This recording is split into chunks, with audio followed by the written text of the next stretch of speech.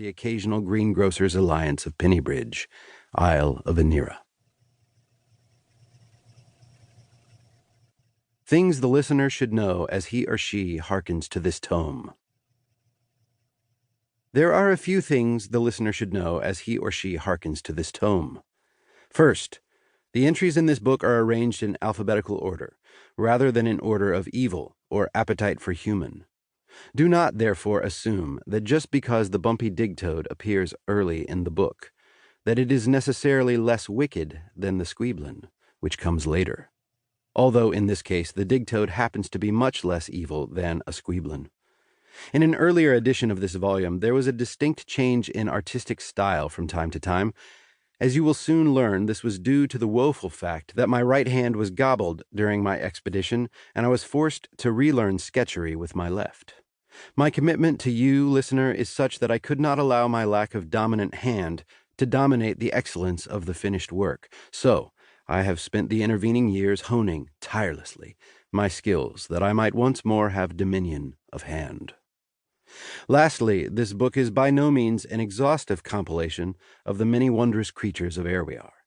I focused primarily on the most dangerous beasts, though there are some benevolent ones described in these pages as well. Thank the Maker. My first expedition was to document only the animals of Skree. If enough copies of this book are sold, and enough lives ungobbled, then I will travel first to the jungles of Plonst, to document the trollish lands, and then I shall walk the width and breadth of Dang, from the green hollows to the woes of Shreve, to the Kilridge Mountains, that I might fill further Creaturepedias, and that you might not be munched. OBP. Armadillar, Skreean. Classification, Loper, Lurker.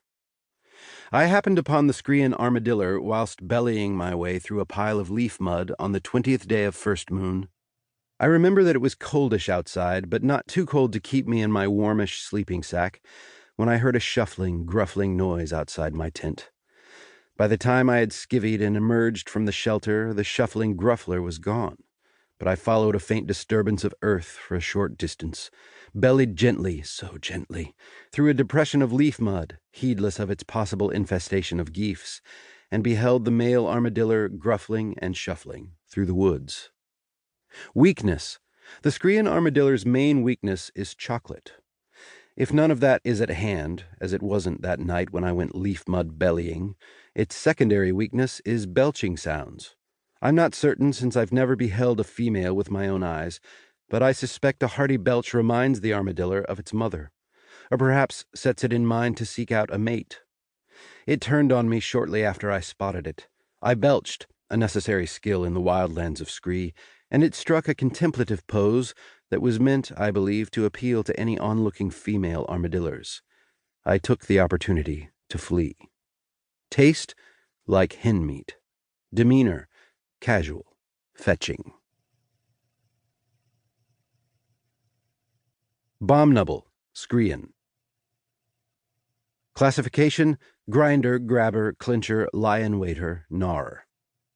Behold the furry paunch, behold the sloping shoulders, the hidden eyes, mysterious, the underbite, correctable, the long and pointy teeth. Behold the bomnubble. On the shoulders of the mountains of stone, the stony mountains, I climbed, my only disguise a coat of gray paint with flecks of white and off-white. I braved the stonies in search of the very thing I found. The bomnubble huffs and wheezes as it walks.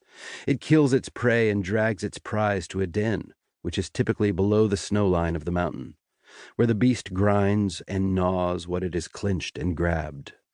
I saw it done, camouflaged as I was, from within the very den, where I stood against the wall. Only when the bomnubble was fast asleep on a pile of bones did I retrieve my sketchbook from my pouch, leather, and scribble the thing's likeness. Weakness? None, unless you count its appetite, which was my salvation that day in the den, for it woke from its restless slumber, sniffed the air, and set out for more munchables, which allowed me time to make my escape. Also, its eyesight is below average. Taste? Unknown. Demeanor? Uncaring, aloof, gobblesome.